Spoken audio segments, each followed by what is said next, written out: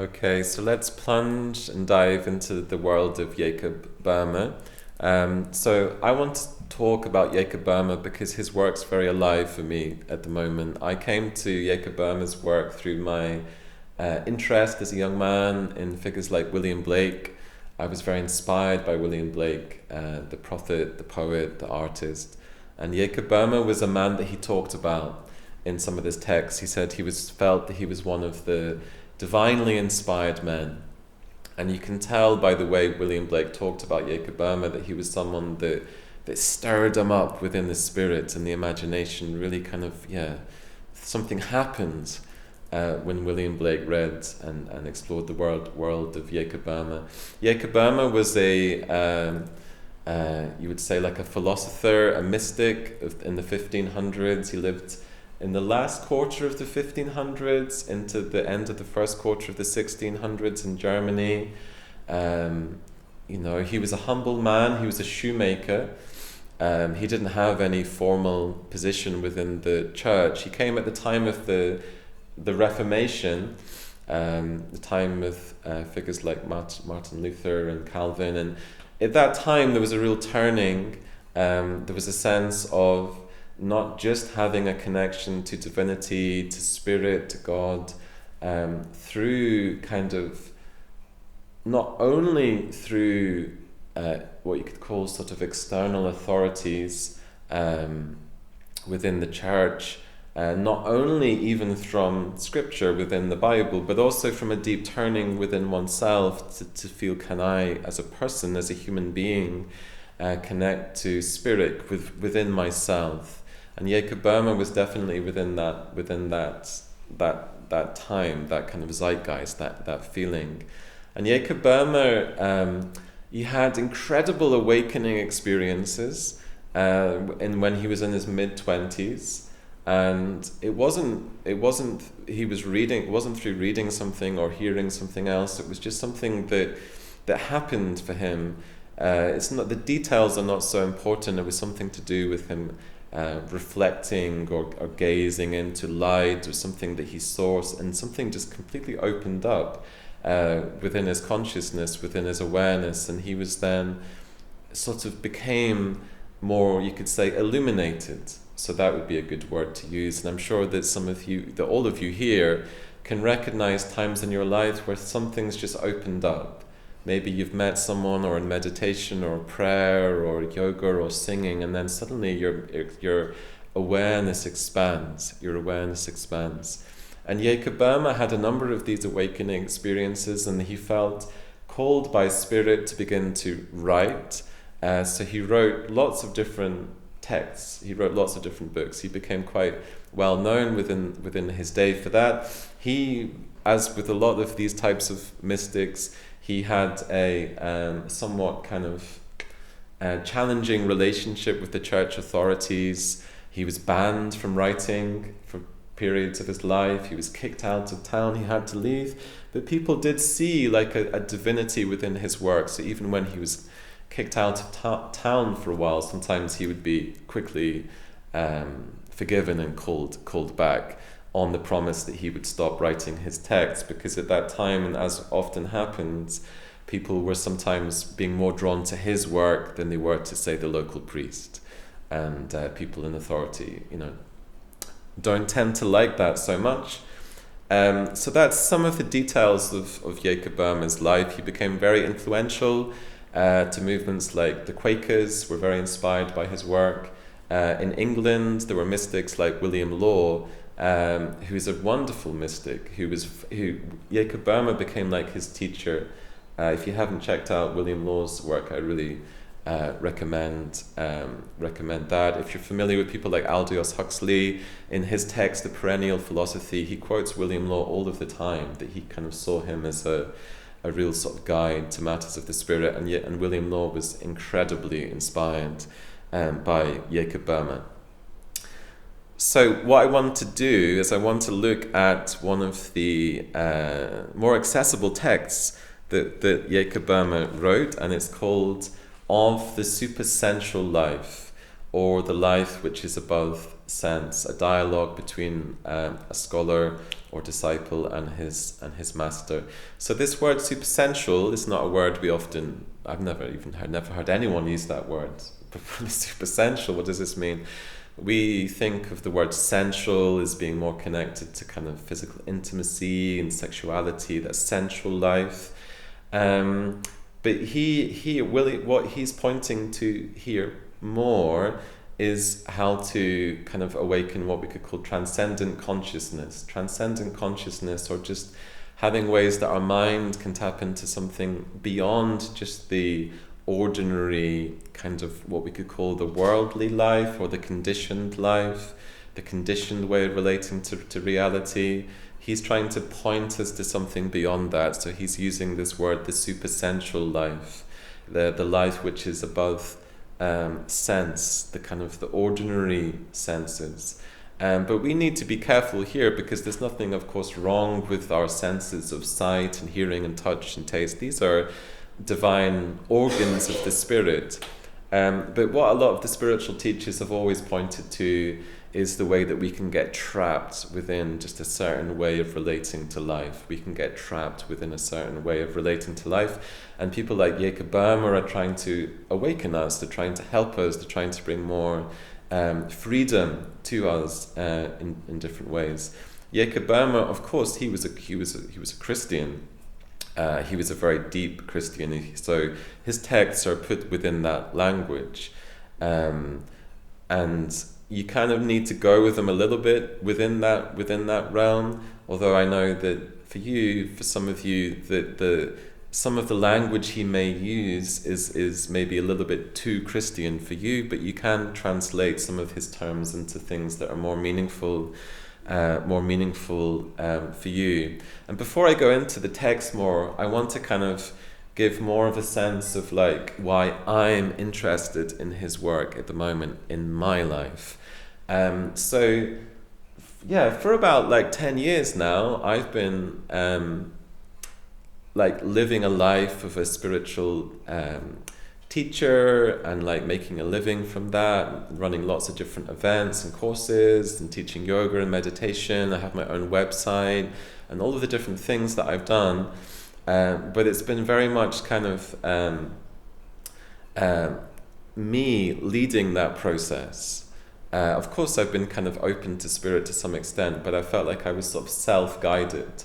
And we all want to be self-guided, don't we? A lot of the time, we want to be self-guided. We want to have a strong kind of sense of self and will. We don't just want to be like pulled around like a puppet on a string or something like that. We want a strong sense of self, don't we? And these days, we hear so much talk of empowerment. Like it's all about empowerment and empowering individuals and the strength of the self and how to get more motivation and self-esteem, and all of this is really positive. And some commentators referred to the 20th century as the century of the South, and if you haven't checked out his work, people like Adam Curtis, the documentary maker, he did a really good documentary, you can find it on YouTube, that's called The Century of the South. And it's like we needed that sort of empowerment, that liberation, the honouring of the individual. But the shadow side of that is that we kind of lose a sense of togetherness, of community, that everyone's kind of like out there doing their own thing, and then it becomes almost more challenging for places like this, to be honest, like to keep communities going in like a shared way, because everyone's just kind of like go out there doing their own thing. And as wise Maurizio says, we can become like micro-catalysts. So in a way, that's like what I am with my work, my website, my courses, my events. I've got, tens of thousands of students online for my courses. But I was feeling like as a 44-year-old man that I was like lacking in energy somehow, like my kind of internal battery was sometimes running down, and I was thinking, well, what's missing in this? And what came to me again, especially late last year, was a sense that I was too self-reliant, and I was not opening myself up to anything greater than myself, any power, any force or spirit greater than myself that I could really allow myself to be a bit more directed by within my life.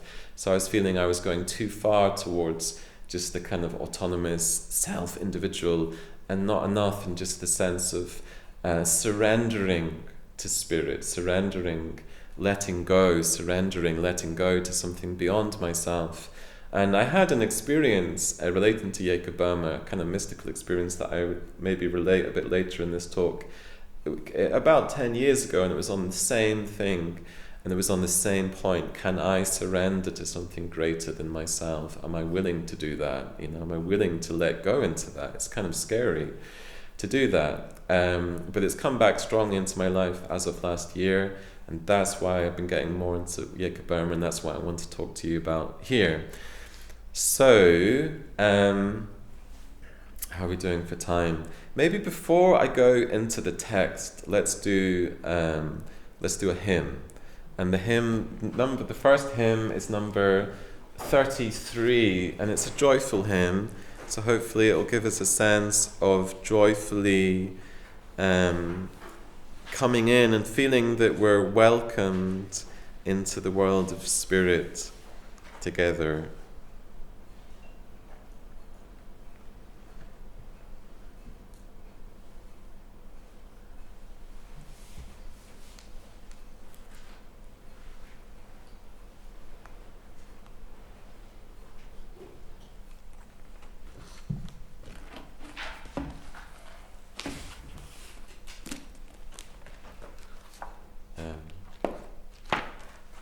So I don't know what the protocol is, but do stand up if you want, Yeah. Stand up, move around,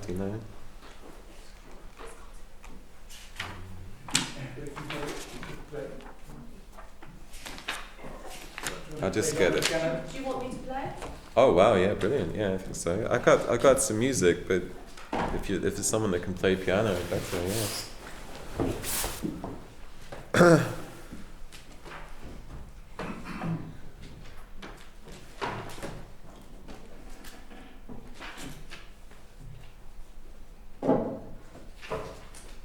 So it's probably best not to have the external music on if you're gonna. Yeah, brilliant.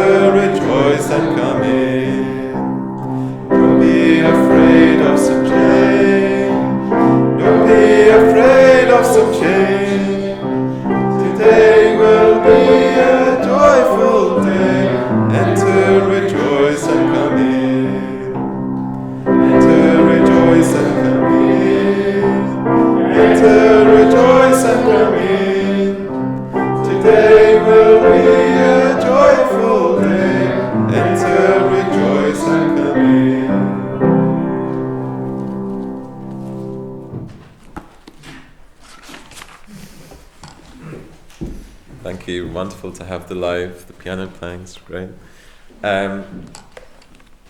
Okay, so let's begin to explore this text a little bit. So this text is written as a dialogue between the disciple and the master. So Jacob Boehme is the master and the disciple's a character. So it begins by saying, the disciple said to his master, "Sir, how may I come to the supersensual life, so that I may see God and may hear God speak?" The master answered and said, "Son, when thou canst throw thyself into that, where no creature dwelleth, though it be but for a moment, then thou hearest what God speaketh.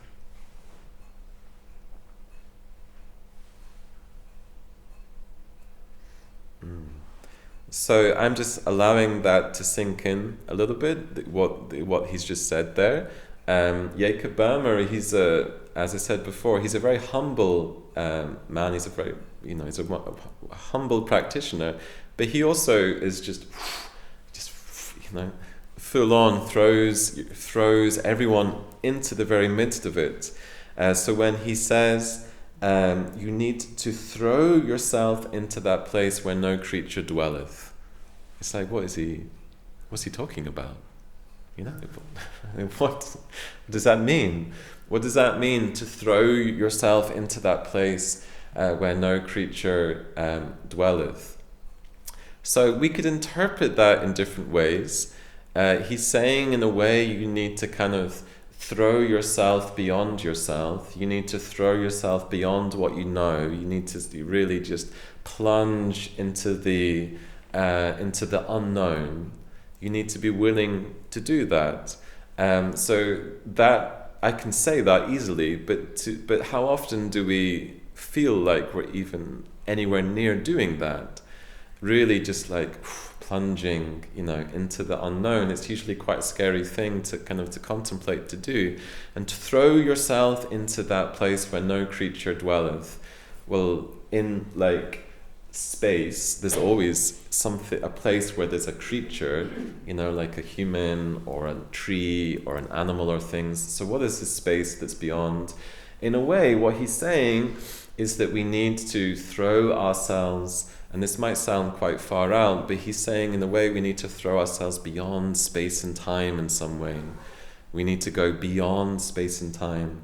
So we can just say that, but what does that mean? For someone like Jacob Boehme, what he was trying to do, he was trying to point us to what he often calls the ground of being, the ground of being. We need to find that ground within us. These great mystics, these great practitioners, they saw that the outer world, what we could call the macrocosm, is a reflection of the inner world, of the microcosm. That what we see without is a reflection of what we see within.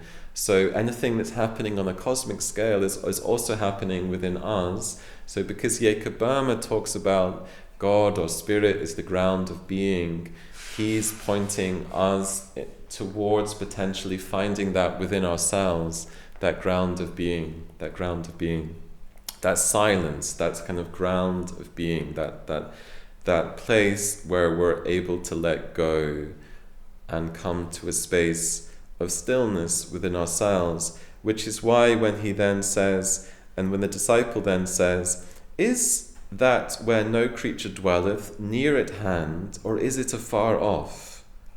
And the Master says, it is in thee. It is in thee. It is in thee. And if thou canst, my son, for a while but cease from all thy thinking and willing, then thou shalt hear the unspeakable words of God.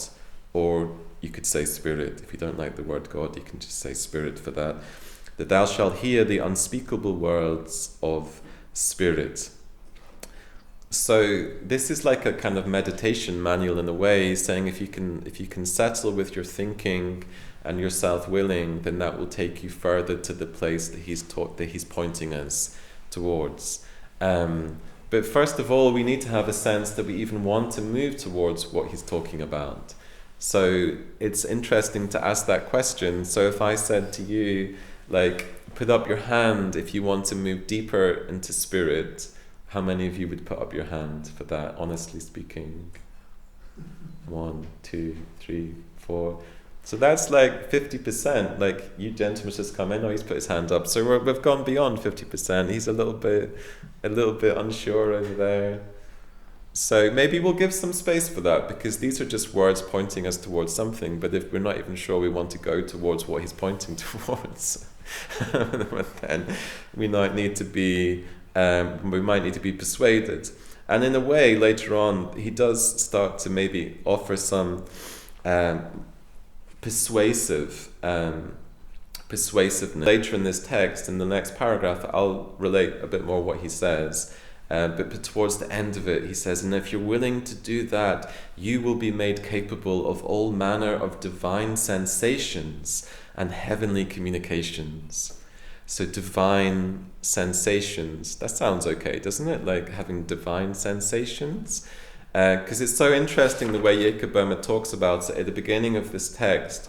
After the title, it says, we will show how the soul may attain to divine hearing and vision, and what its childship in the natural and supernatural life is, and how it passeth out of nature into God or spirit, and out of spirit into nature and self again, also what its salvation and perdition is.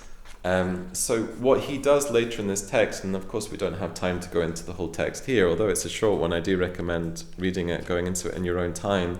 He's showing how we need to kind of go beyond the worldly life, the conditioned life, the trapped life, what we get kind of trapped into as human beings, and we need to enter into the kind of the divinity of life. But then when we've reached that point, we can then descend back into life. We can descend back into the world of nature, self, but in a renewed way. So that's what often the spiritual life is like. We slowly ascend the mountain in our own way in the struggle. We ascend the mountain, but we don't just live up there in a tent. Hopefully we kind of descend back down into life, and we become more able to serve others in a loving way. We have more resources than we would have had otherwise. So as an experiment, if I asked you, particularly the ones who said they weren't sure if they wanted to enter more into spirit, what was the reason that you're unsure? What would you say? The people that didn't put up their hand. Just putting you on the spot.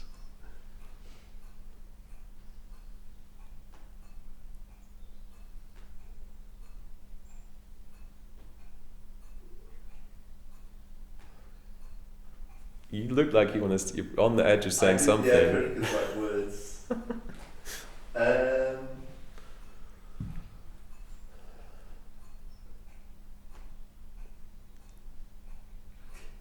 Yeah, not really sure, I guess. Okay. I think more in a sense I try not to say that I'll do things that it sounds good at the time when probably I would end up following through. Say that again. So I tend to only say I'll do something if I really will. Oh, okay.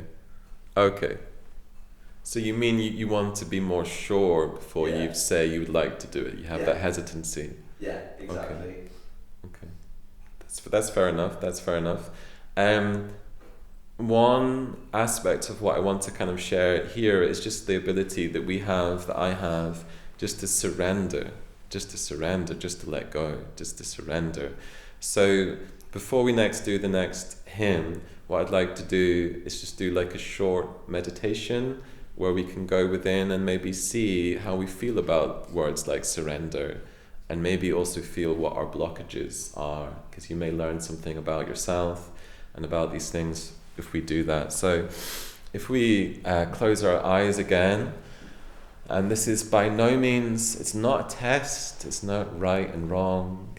We need to come to these things authentically ourselves. And if I just throw in just this word of surrender, surrendering.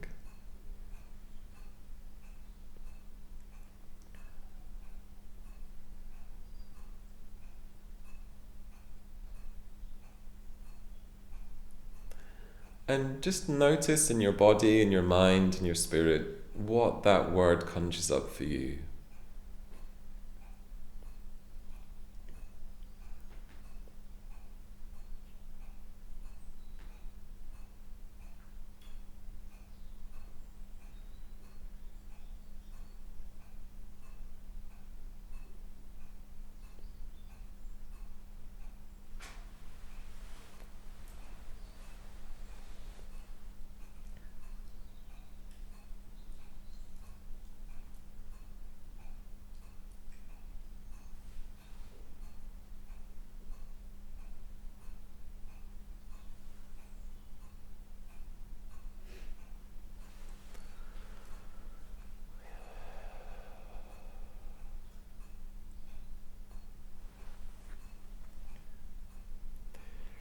If we perhaps contemplate also that surrendering is in a way connected to relaxation, can you surrender into relaxation?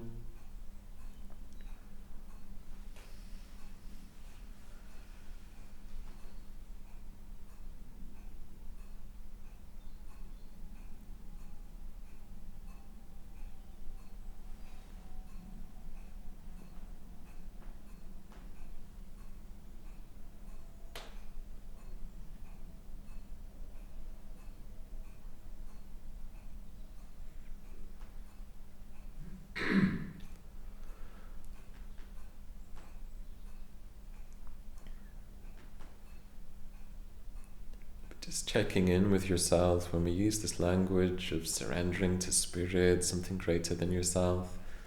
Just noticing what associations that has within you.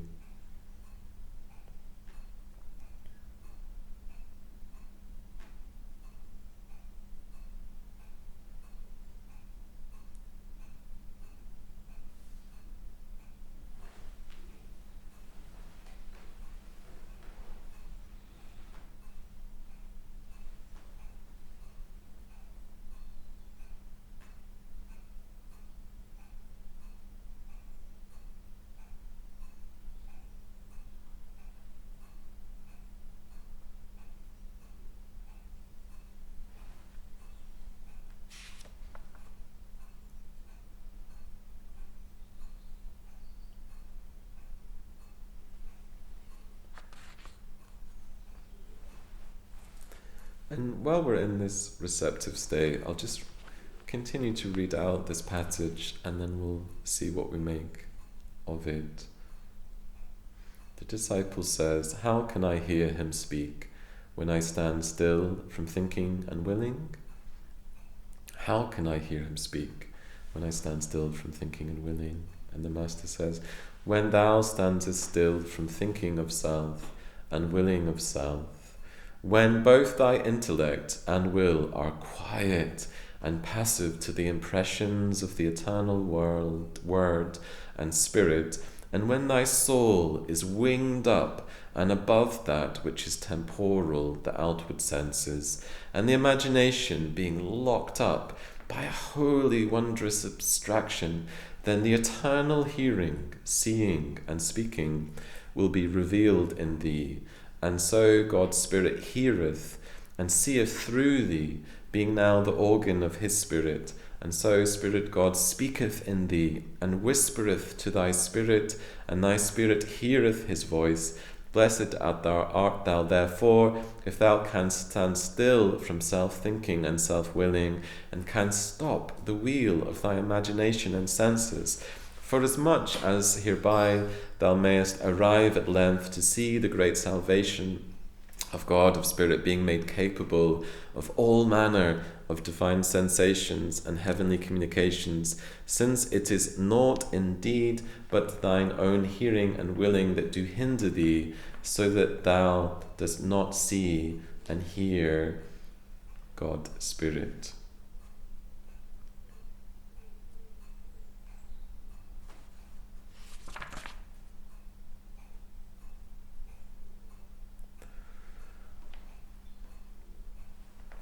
So again, these are words that are pointing towards something. Maybe as a reflection, just in noticing the way that we get in the way of ourselves in our own life, through our thoughts, through our ideas. Just maybe noticing that.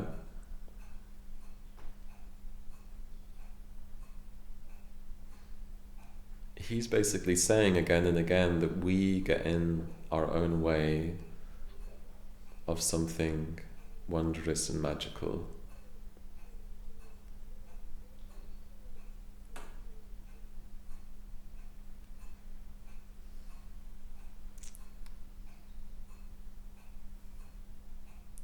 So I can think of many ways that I do that. Perhaps just, reflecting, is there any way that you notice that you get in your own way to stop you going deeper into life and to the magic of life.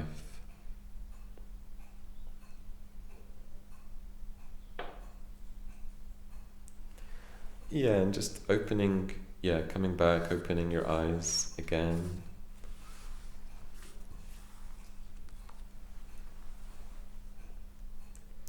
Is there anything anyone would like to be open to share in terms of noticing how your mind, how your thinking mind, how you get in your own way in life?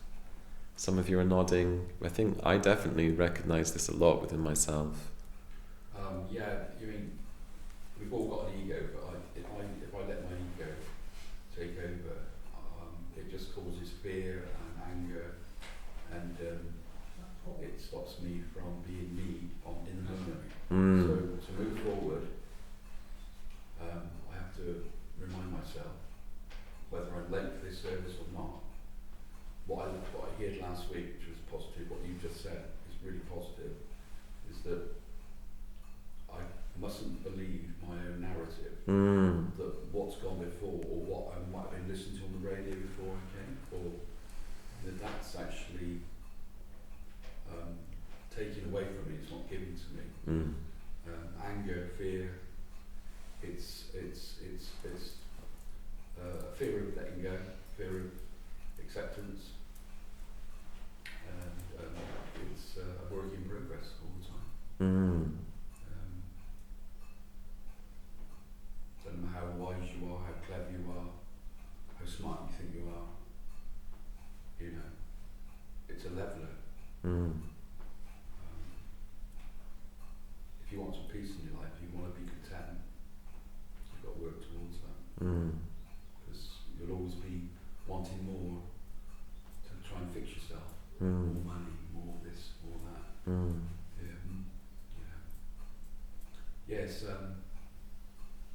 It's a human problem. Moving away from self.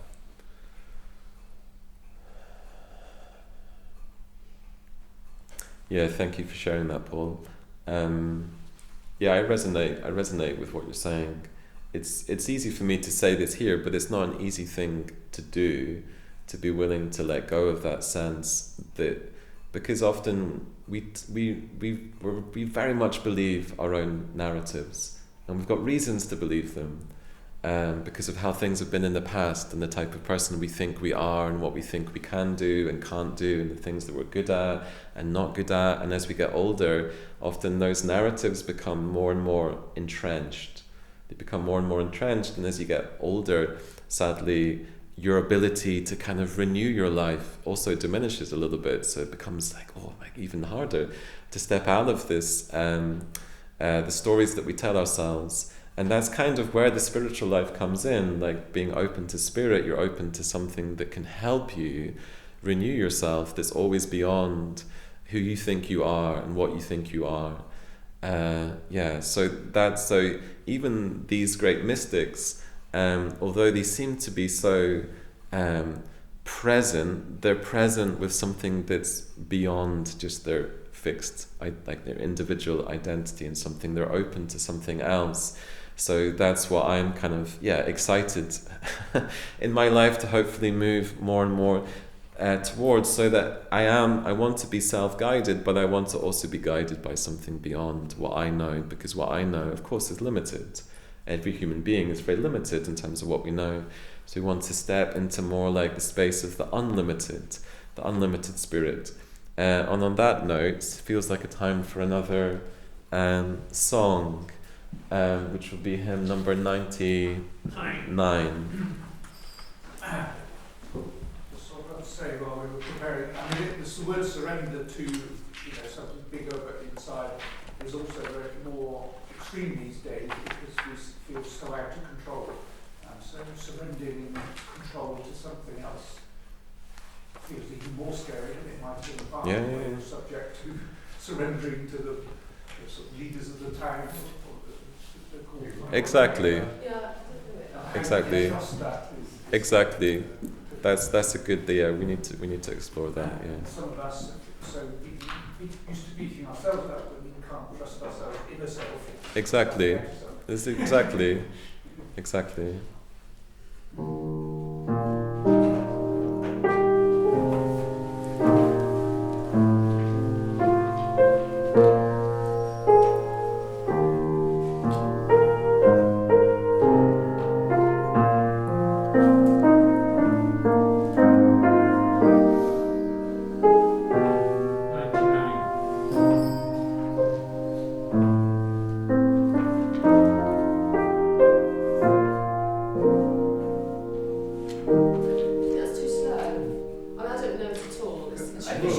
Should we fast? I think it is quite Faster? slow. Okay, right. Whatever suits you. Well, I'm just trying to work out the time signature.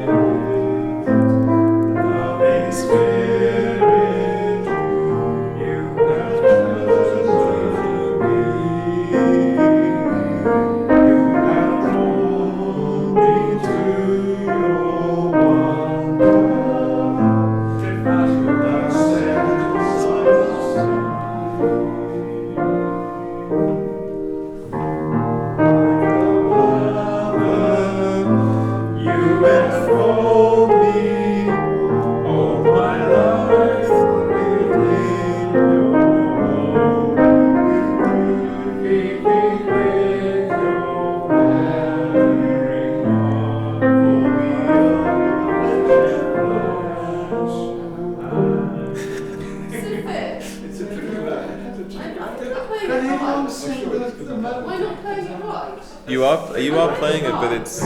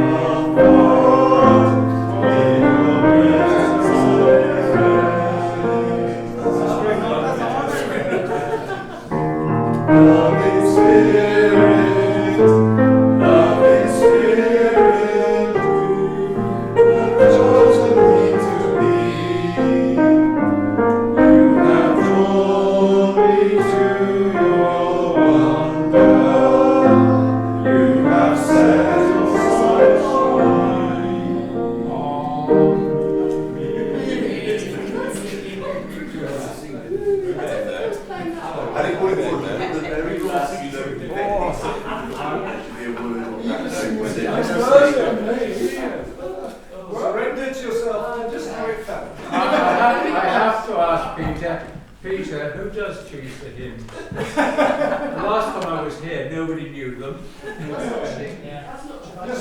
I had it. I think you go through and find all the unknown hymns. You sprinkle strangely. Something different. Yeah, so we've got a little bit of time. So yeah, to make it more alive, Peter was just talking about the sense of trust, and it is hard these days. And one of the reasons that we find it so hard to open up in this way is that it's difficult to know what to trust, what to put your belief in. You know, you can easily go into the pubs of around here, and people will be talking about how they believe in Nigel Farage or Donald Trump or these leaders that are sort of like stepping up, and you think, well, what am I supposed to put my trust into? But there are things, I'm sure there are things that we all feel that we can trust. So again, as an experiment, what about going around the room and people just saying something that they feel that they can put their trust into? Trust in spirit is difficult because you never quite know whether the voice coming up is arising from that bigger, wider spirit which is balanced and in harmony, or whether it's just another of your shadow bits coming up. Is that the spirit? Mm-hmm. Discerning which is the voice of God in a sense. Yeah. Yeah. I think the only way I could possibly trust is from the present moment. Otherwise you're talking about future, can I trust in this, can I trust in that, can I trust out there? But if I trust in the, let's call it, the perfection of the present moment, then that is being in the presence.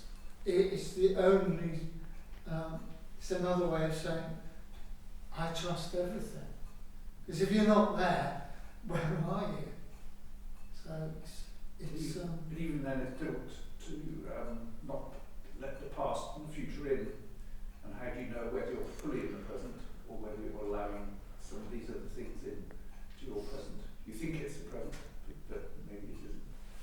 Well, I You're think right, back to what Tom was saying about surrender. Is part of the surrender is surrendering to the feeling of being betrayed or being whatever, this, that and t'other, and bringing it to the moment, and you surrender that self that is hurt and whatever to that energy, and in that surrender total acceptance takes place. Total acceptance brings trust.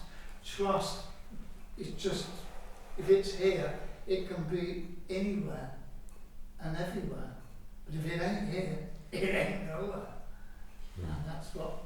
I trust it will be better in the morning. Nice. My grandmother always used to say it will be better in the morning. It has always been better in the morning. Yeah. In my life, I've gone to bed, Yeah, the yeah. problem has been there. In Yeah. the morning, it has been better. Yeah, yeah. Nothing's as bad as a good night's sleep, make better. So we've got trust in the present moment, trust in a good night's sleep. What do you trust in? I trust the evidence. The evidence. Yes. What evidence? The evidence that I can see, hear, feel, Okay. touch, taste. Okay. My daughter went out and picked my teenage granddaughter up and left me with her 2.5-year-old watching this American children's comedy bloke called Blippi. Mm. And I lay down there and held You my... fell asleep. I didn't fall asleep. I held my grandson's hand and he grabbed my hand, this innocent 2.5-year-old. Yeah. And I just felt absolute bliss. Wow. Yeah. In that moment. Yes. I Yes. let go. You did. And I want to say something about that, but I always want to hear what you trust. I think there are good people in the world, despite everything you might see on Facebook and on the news. I think, and there are good people is a subjective term, and depending on what you might think are good, but a lot of people do exist. Yes. What do you two trust? What do I trust nowadays? I trust that I'm going to wake up every morning. I can get into the car, it works. Nothing is going to go wrong. I can get where I want to go, and my brain's still working. And I'm not like too many of my compatriots who left us already, or others whose brain is gone. Yeah. And Yeah. I pray to God every day. Thank you very much. I wake up and I'm still working. Amen. I think a lot of what you've been saying though, it is essentially about a loss of control. Mm. Because if you let go completely, you're sort of going into the unknown. And with important decisions, there's so many scams in operation, you have to be wary the whole time. Yeah, absolutely. So yeah, there's lots of wonderful things you're all saying. I believe in all of the things that you're saying.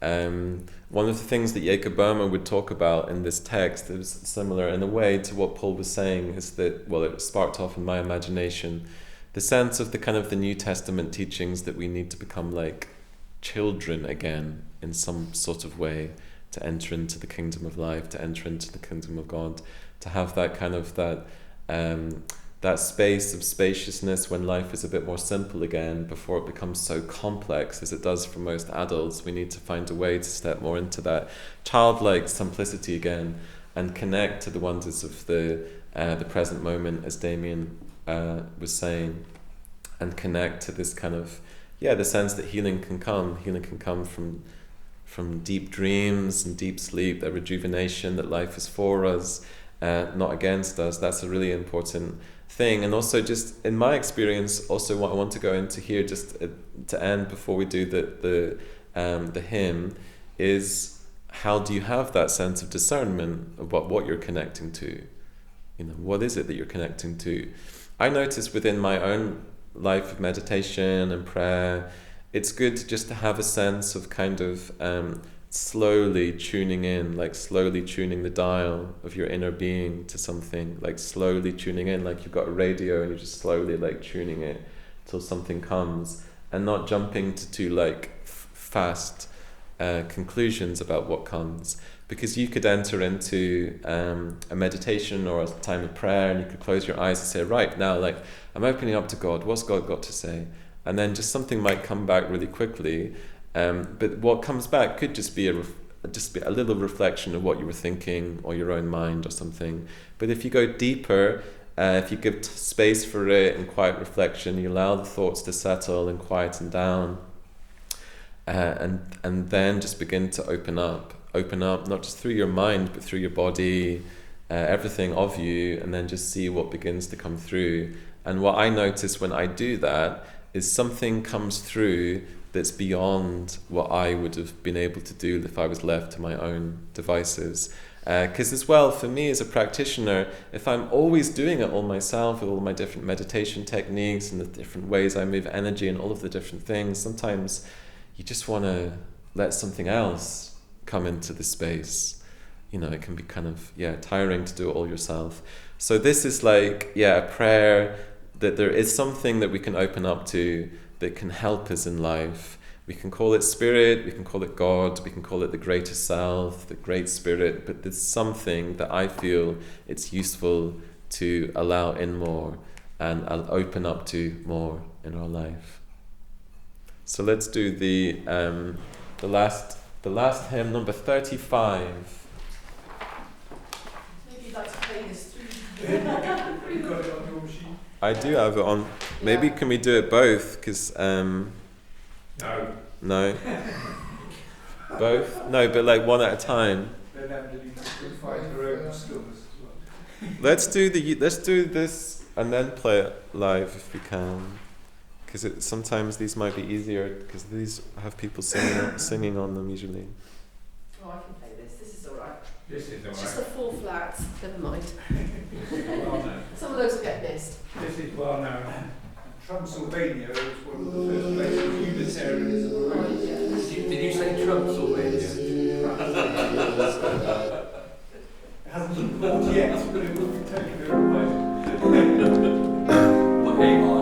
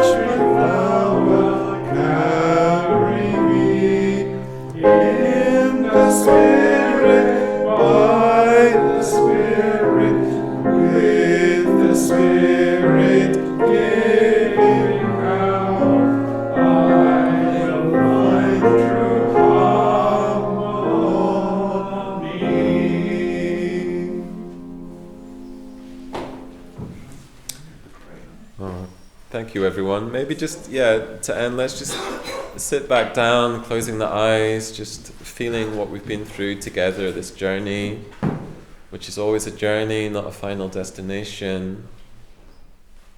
Who knows what we're moving into in this life?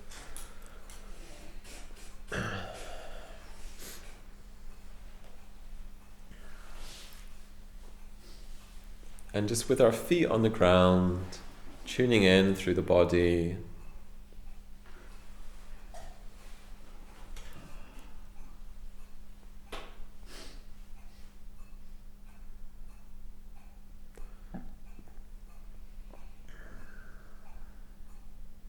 And just see if you can allow in a sense of letting go.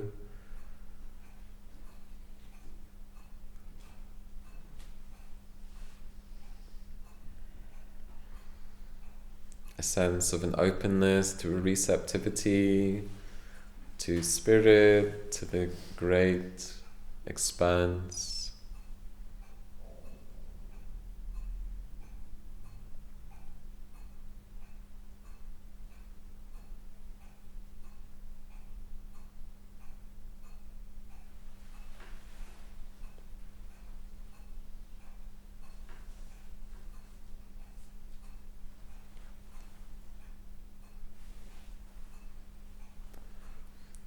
So noticing any barriers to that through a sense of doubt or unsureness, not knowing what it is that we're connecting to.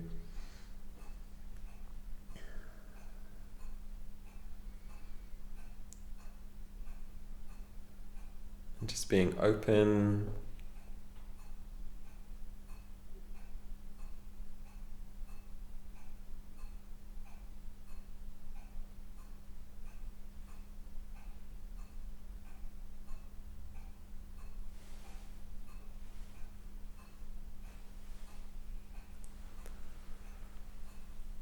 That feeling of allowing life to happen, letting go.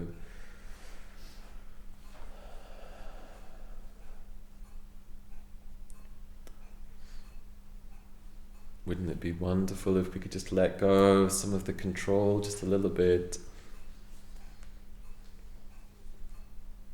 and just allow the spirit of life to move into us, through us.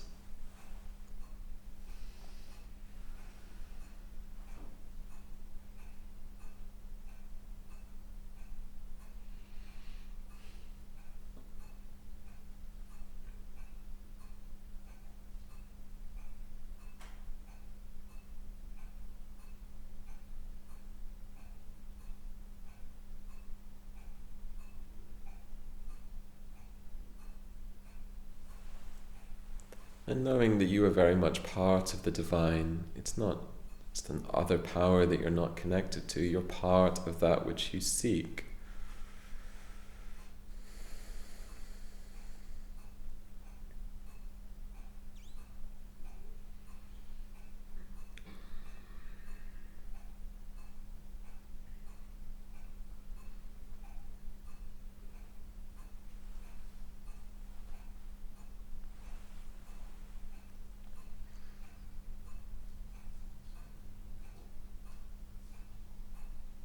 Just having a sense of affirming our own inner divinity. Just beginning to draw this time together as a close, to a close, just moving fingers and toes, just slowly coming back to everyday grounded awareness.